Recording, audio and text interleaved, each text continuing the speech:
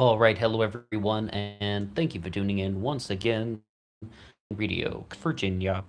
On this channel, we do this segment called Genius or Fraud sometimes. Usually, we examine somebody who is like, you could say, a conspiracy theorist or perhaps even a political leader.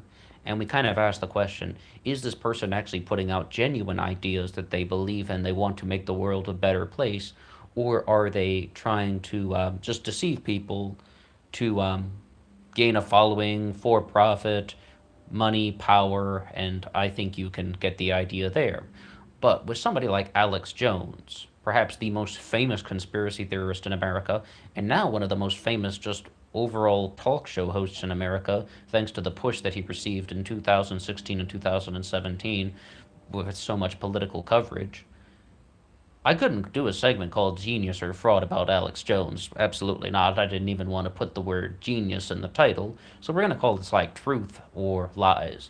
Because over the years, Alex Jones has talked about so many different things. Like, it's everything. It's everything. Absolutely any conspiracy theory you can imagine.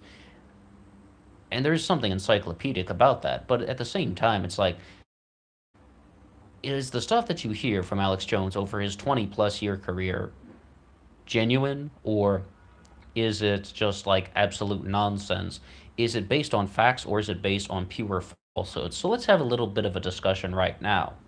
First of all, first thing I need to say is I think it depends on which Alex Jones that you're talking about. Like, because when you sort of look at Alex Jones from the 1990s, and I'm talking about the mid 90s, when he's on public access TV trying to call out local politicians for being deceptive or not following their own rules, that's something that's quite different than Alex Jones saying that 9/11 is an inside job.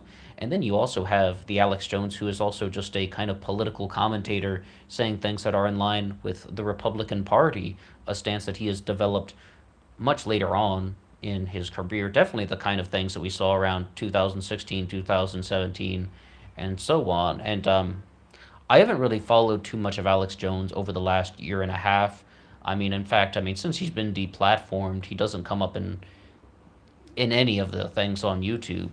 I mean, there are still clips associated with Alex Jones online. It's just they've been cut up by other people, and other people have uploaded his stuff. But I think like I've kind of drifted away from those things. The first thing I would say about Alex Jones is I used to think that he was using two very specific models, the kind of overall super conspiracy model that we talked about when we mentioned Michael Barkin and his book A Culture of Conspiracy. A super conspiracy is when someone takes many different worldly events and they try to link them all together. And one of the things that this does is that a lot of people accuse him, Alex Jones, of using fictitious connections. And Kurt Eichenwald of Newsweek, who is, a rather kind of biased writer, I would say, he did have a very interesting thing though. Despite that he is somewhat biased, his take on conspiracy theories was rather interesting when he's sort of saying that the conspiracy theorists kind of just take the facts and jump in between them, and they use fictitious connections to link all of these global things together. They act like there's all of these sort of every sort of worldly catastrophe you could imagine is all interconnected because of things like the New World Order, the globalists. People are trying to just destroy humanity to preserve their own power. So I would recommend anyone look at sort of Kurt Eichenwald's stuff from Newsweek on that, or he did an appearance on C-SPAN, like a call-in radio show, fascinating kind of presentation to just hear some discussions on that. But I can't recommend too much of his other stuff. Now, when we want to talk about Alex Jones again, the reason I decided to do this particular upload today is I had actually been having a lot of conversations with people, offline about Alex Jones, just like, and I just kind of asked them, like, where do you draw the line? How do you know when he's telling something factual or when he's telling something that's not accurate? Because all of the stuff about the New World Order, the globalists, the tyrants, the social engineers, who are just kind of masterminding world events to preserve power. And on this segment, Genius or Fraud, we talked about Webster Tarpley, we talked about Lyndon LaRouche, who say variants of that New World Order theory. And even in Alex Jones's film, the Obama descent New World Order as the Anglo-American Alliance, where it's like the sort of British Empire never fell. It just kind of morphed into something different, and it's the same financial connections that have been going on as long as there has been Western civilization, most notably coming from the region of Venice. But it's the concept of oligarchy, that the few only trying to preserve power, trying to preserve their own power, even if it means destroying humanity. Because so many times when I talk to people who genuinely believe in the New World Order, I'm like, well, why do they want to kill you with the eugenics project? And then they're just like, evil. They're just evil. I used to think that Alex Jones was kind of using something that was in addition to his super conspiracy model, where he's taking the facts and he's kind of linking them together with some fictitious connections. I also thought that he was using something where it's like mixing the facts with sort of far out wacky ideas. And a lot of conspiracy theorists do this. And like once again, just to recommend a few more resources on this, we mentioned Kurt Eichenwald and we mentioned Michael Barkin, who wrote A Culture of Conspiracy. We also can recommend Jesse Walker, who wrote The United States of Paranoia. And then we can also look at Conspiracy by Daniel Pipes, although I once again can't recommend any of his other political commentary. Not a fan of that, but he wrote a book in 1997 called Conspiracy. Noam Chomsky's 9/11. There are so many books out there that kind of detail kind of how conspiracy theories function. And it sort of seems like something with Alex Jones is that he is mixing the facts with far out wacky ideas that may or may, because this New World Order stuff, these globalists, they're sort of just like the boogeyman in the dark. You know, it's like they're always there, but no one gets very specific about who they are. And Alex Jones could talk for ages about how these people are controlling this particular thing, they, but he does not prove is how they're all connected. He does not prove that sort of super conspiracy mindset where all of these different worldly tragedies are all masterminded by the global elites, the oligarchs, the tyrants, the social engineers. And we have a comment coming into us from Kimberly Smith, who says she would like to talk about some of the global elites. And if Kimberly wants to drop any more comments during this kind of stream, go right ahead. And I would love to know who more of these globalists and tyrants and social engineers are. Please, by all means. But yeah, I really noticed those two very big things with Alex Jones. Like, there are two models, and there are ways that conspiracy theorists function. And we also have kind of some things, though, that we have to note. There is a certain degree of truth in what they're saying. There is a certain degree of truth in the sense that they are sharing information that can be factual, but the problem is only some of it is. Like, for example, they take real facts and then they kind of say things that aren't completely true to try and connect different ideas together. Remember, the reason why so many super conspiracy theories are less likely to be true is because once you begin connecting different conspiracies together, like JFK to 9/11 to the drug cartels and like all of those things, it gets more complicated. And remember, just Occam's razor. And always just remember, once something is becoming more complicated and more detailed, it is less likely to be 100% correct. It also means that someone might be adding in something fictitious. And Kimberly has also left us a comment saying the CFR, the Council on Foreign Relations. Well, that is something that's also talked about in Daniel Pipe's book Conspiracy.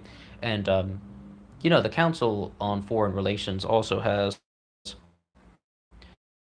a certain amount of connection to. I don't deny that there are oligarchs.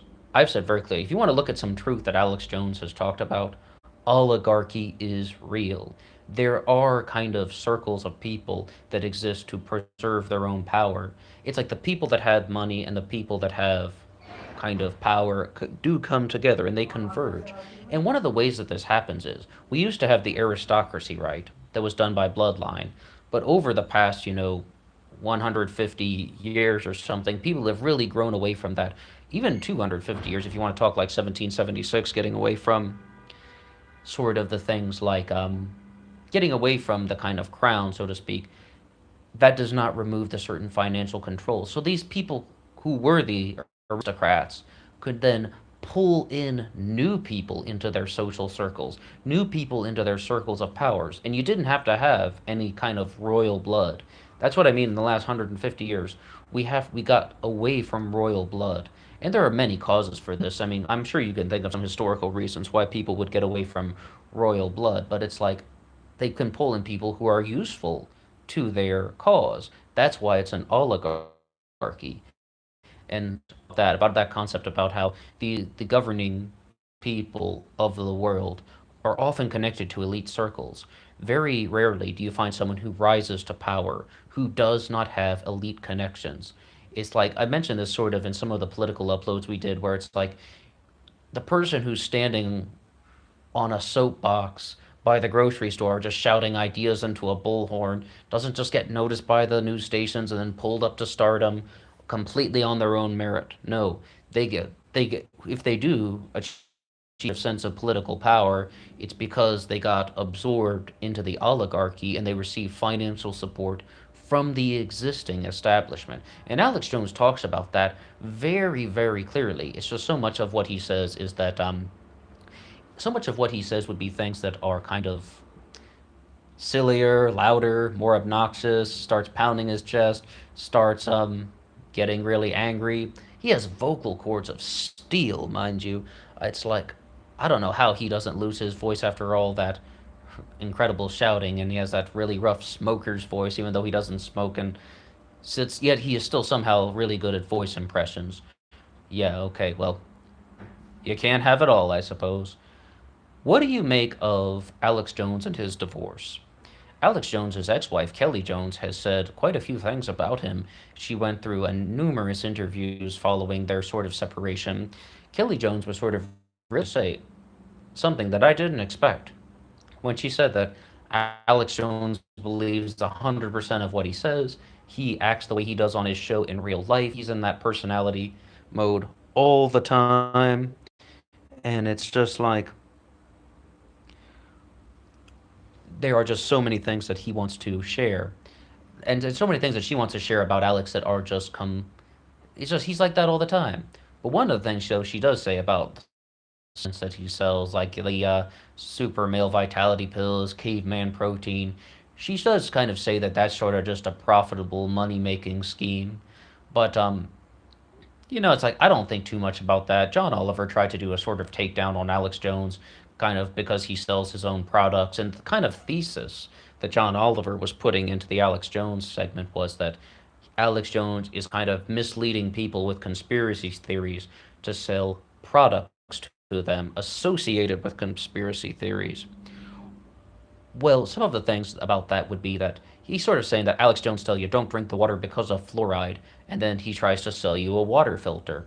Um, I mean, I don't think you can read too much into that. I mean, radio people sell advertising. I mean, it's just, I mean, they came up with a business model. If they sell their own products, then they don't have to do that. But almost all radio hosts who are at that level are selling something. I mean, like that's what the advertisements that you hear on other radio shows would be all about. And we do have another comment coming in saying that Alex Jones's ex-wife said those things about him to get custody.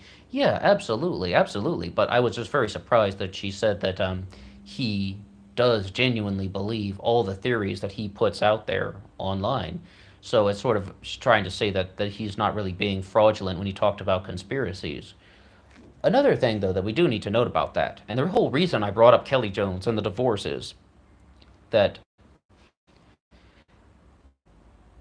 Alex Jones came out and said that you're playing a character. He said that he was, just playing the character, right? And he always has an excellent response for everything. Just saying that, like, yeah, when he puts on the Joker makeup, that's a character. When he puts on the lizard helmet, that's a character. That's not really him. He does lots of characters on the show. Well, what he, such as that is that Alex Jones is somebody who is probably is, is he really fabricating those certain things? Like, is that really a character that he's playing online? I think it was a potential legal defense. I just didn't believe it. I didn't believe his ex-wife, to be honest. I really thought for years that Alex Jones fabricated a lot of what he said online. A lot of what he said about the New World Order, about fluoride in the water, and also about the globalists and 9/11. I really thought that he was a fraud and a con man, but as I get a little bit older, I begin to notice that a lot of people do genuinely seem to believe this stuff. And I mentioned Jesse Walker in the United States of Paranoia. Well, that sort of talks about that when it's like conspiracy theories have nothing to do with intelligence or education. Anybody can sort of be a conspiracy. And you do this, see this when you're looking at stuff like, let's look at 9/11, for example. Scholars for 9/11 Truth, architects and structural engineers for 9/11 Truth, very educated people are sort of saying almost the same things that Alex Jones is. And it's like Alex Jones even hosted the 9/11 symposium where, it's like that he's hosted something where he's dealing with people all from Scholars for 9/11 Truth. So it's like it has nothing to do with education or intelligence. People can genuinely do believe these things. But the thing with Alex Jones is that perhaps he does exaggerate some of the things to kind of draw people into the audience. It's back to the old Roger Stone model. It's back to that old thing. And Roger Stone and Alex Jones have been in cahoots for a little while, right? What Roger Stone talked about was be outrageous to pull people into you. If you are not outrageous, people aren't going to listen to you. And we do see that's Alex Jones. I mean, I don't think chemicals in the water that turn the frickin' frogs gay. I mean, like, that. And it's like, I can definitely believe that he is an outrageous personality in real life, but what I can't really accept is that everything he's saying is 100% accurate, whether it's chemtrails or whether it's the eco science book. One of the things, though, is I downloaded that eco science book that talks about this conspiracy theory that John P. Holdren, who was the calling for forced abortions for women, trying to take over the developing world and use their resources. The eco science book is dense and difficult to read. The first like three electronic copy, it's very difficult to scroll to the places where Webster Tarpley in the Prison Planet TV video was highlighting certain things. But anyway, a lot of the things that are mentioned, though, I just have to insist. It is difficult to sort of accept the super conspiracies at 100% validity. To say that this super conspiracy is 100% genuine, that all of these global tragedies, eugenics, the New World Order, Nazi Germany, the remorphing of the British Empire, chemicals in the water, chemtrails in the sky, all of these things are connected. Not to mention that Alex Jones has also said that the EU was a Nazi plan, the Bilderberg Group runs the whole thing, Prince Bernhard of the Netherlands, and Prince Bernhard of the Netherlands and Prince Philip were also all behind the kind of rise of environmental activism. They're the reason why people care about the environment.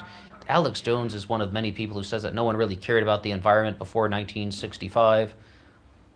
And that's like a widely accepted thing where it's just like there are a lot of people, the Lyndon LaRouche movement and the Tax Wall Street Party promote similar things where they believe that Prince Philip of Britain and Prince Bernhard of the Netherlands created the World Wildlife Fund as a way to kind of pollute human thought, to get people to start kind of presenting the image that they need to die for the earth. And it gets really kind of like wacky, mixing the facts with far out wacky ideas. It's just like, and you have to kind of accept that with somebody such as Alex Jones. And it's not about the personality. It's not just about this guy named Alexander Emmerich Jones. It's about the material he's spreading out. So in short, I mean, like if you're actually just going to have somebody out there who's been spreading these things for decades, but you don't know where the line is when it should not be accepted. It's like, well, where do you should you just accept anything that they say? I mean, I just really get so bothered when someone left a comment once on one of Alex Jones's uploads, and he's saying that most of the time Alex just gives facts. Yeah, he does give some things that are factual, and then unifies it together with things that may or may not be true. So how can you trust the thesis of his presentation? Oh, excuse me. But when we want to look at something such as 9/11 truth, that's one of the things that I really debated about doing on this channel. And I think we could really go through a lot of the sort of arguments associated with 9/11 and really explore some of that and just talk about this from a variety of sources. But I recorded a couple 9/11 uploads for this channel, and I just couldn't upload it. I was just like, I don't feel good about kind of presenting it in this way. And I just either know that, like, there's something about it. It's just, I didn't feel completely certain that this was something that I wanted to share or discuss. And, it's like for some people, it's a sensitive issue. For other people, it's just like, it's kind of a no go zone. And I've heard that from other YouTubers that they don't want to talk about 9/11 truth. It's not that I don't want to, it's just I didn't really know if I was approaching it with the kind of correct sensitivity. If you want to see things with Alex Jones and 9/11 truth, look to, you can see when he kind of debater. He's not very.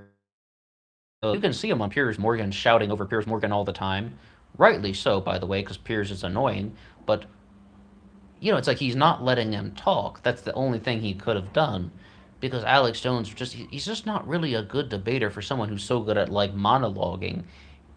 He isn't really good at supporting all of these things that he's saying, and he often fails when he is challenged by people who are kind of equally knowledgeable about the subjects. So when he's on Piers Morgan talking about guns, he just kind of shouts over him the whole time, and that's kind of just something that's, well, that kind of is what it is. I watched that interview like 5 or 6 times though. Entertaining primetime television, I would say that much. So I sort of get pulled into some of these things is Alex makes some very bold statements. Chairman Mao of China was installed by the CIA. I mean, John Kerry, the former Secretary of State, conducted an ancient Egyptian ritual when he bathed in excrement. I've tried to find that clip. I swear I heard Alex Jones say that once, and I was like, are you. How on earth is that even possibly true? Like, if I genuinely do recall, maybe I misheard because I tried to find this thing again. I heard that he once said that John Kerry went under the Egyptian pyramids and conducted an Egyptian ritual where they coated him in excrement, and I was like, where, who, what, when, where, how, why? Oh my goodness, it's just like I couldn't find that exact thing. If I could, I would totally share it and just be like, no way on earth, that could be genuinely true. But then again, I mean, maybe I misheard. Anyway, also, I mean, it also, when I talk to people who are actually, scientists and stuff, and like, I ask them, is it safe to drink the water because of fluoride? And you know what they say when it comes to the fluoride conspiracy? They're just like, fluoride is in the water to help your teeth. That's all it does. All of this sort of Alex Jones stuff about how fluoride is going to rot your brain and create a compliant population. When I talk to scientists, they're just like, fluoride's in the water to help your teeth. I don't really know though. I'm not a scientist myself, and I would keep an open mind because I do believe that the government lies to you, and that's some of the things that Alex Jones might genuinely share. That the government is not telling you the truth, that the government hides things, even if you want to examine something, such as false flag terror, and that's another hot button issue for a lot of people. I mean, to a certain extent, there could be things with that that are genuinely true, and there certainly are. And even if you want to mention the stuff about the CIA, I mean, the United States and the CIA, they took out Mohammed Mossadegh in Iran, right? That's an established fact. Or Salvador Allende in Chile. He was, taken out and they installed the Pinochet regime. And Hissène Habré was installed in Chad, one of the first things during the Ronald Reagan administration. And Habré went on to be just an absolute torturer and psychopath. And, like, they would, and his kind of team of associates were trained in the United States, and this isn't even controversial. That stuff's all just kind of established now. And the documentary talking about Rose kind of details more about what happened with Chad and Ronald Reagan. So the fact of the matter is, some of these things are very, very real, and I'm definitely not going to be somebody who's just like the stuff from Alex Jones. It's not true. There's nothing there, because that's the place where the skeptics go wrong. And like I was watching a debate between Webster Tarpley and Jonathan Kay about 9/11 truth. And the title of Jonathan Kay's book has escaped me, but I mean, his last name is Kay, first name Jonathan. He's an intense skeptic in the sense that he's just like, there's nothing there. And someone called him out in the Q&A session when they're like, hey, the people who are promoting 9/11 truth, they're giving you statistics, they're giving you data, they're giving you information, they're challenging your points, and all you're doing is saying there is nothing there. It's just like, it comes to a point when we need to recognize that people like Alex Jones are sharing some things that could be genuinely factual. And you can't just dismiss everything that somebody's saying. One of the big benefits that I find from somebody such as Alex Jones is he was the first person to tell me about Agenda 21. He was the first person to tell me about Memorandum 200. And then you're like, well, let's learn a little more about this. And then you start searching what these things are all about. And then you want to just kind of just learn more about things, learn more about how the United Nations functions. You want to learn more about the CIA. And then, of course, there's going to be some stuff in there. He's holding up a big pair of underpants, or he's like ripping his shirt off and complaining about Hillary Clinton. When I was recently with somebody, they were just like, the conspiracy theory stuff, fine. The person said that he hated any of those Alex Jones political comments, like just anything whenever he gets political and does political commentary, because then it just gets a little bit nasty. It's almost like childish name calling. It's almost just like sort of making fun of people as opposed to actually discussing the issues. Because when Alex Jones does the kind of conspiracy stuff, so much of it is about issues, unless it's about Bill Gates and he's making fun of him. Okay, that was hilarious. But when you actually want to kind of look at somebody like this, the biggest thing we need to recognize is some things could be true. But if you don't know where the line is, someone like Alex Jones is not really very credible. And anytime you're dealing with a super conspiracist who is linking together many different conspiracy theories, the connections between the facts might not be that accurate. Moreover, when you want to discuss something such as the New World Order, the globalists, it really does create that boogeyman in the dark effect that they're talking all about these kind of global elite circles that they don't actually have knowledge of that they exist, but they kind of mislead people in certain ways. I mean, people like Alex Jones can be misleading with something like that because one of the things, though, and one of the things I'm kind of leaning more toward in terms of accepting something such as the New World Order, the globalists, the military industrial complex, there are consequences of an inefficient system. And I'm not the first person to say that. There are many people who say that. But it's like, it's not necessarily a gross, calculated effort to destroy humanity. These are the consequences of an inefficient system or the after effects of a poorly organized government, poorly organized United Nations. Those guys are sometimes at fault and they make mistakes and there are errors.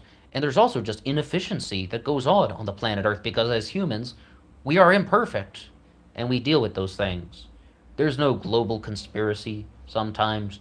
It's just the consequences of an inefficient system.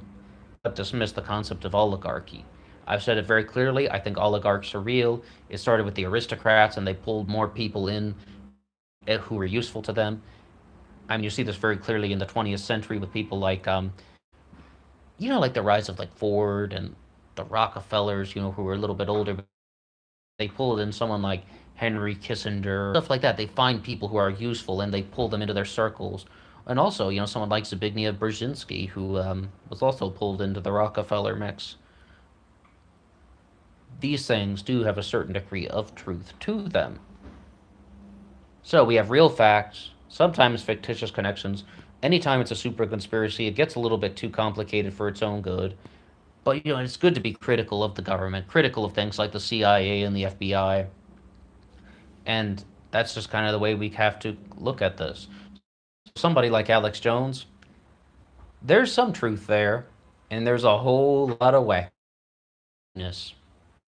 And let's just leave it at, all right, well, that's all for me now. And if you have anything to say about Alex Jones, anything about any of the conspiracies we've talked about, especially some of the New World Order stuff, I would love to hear from you. And until next time.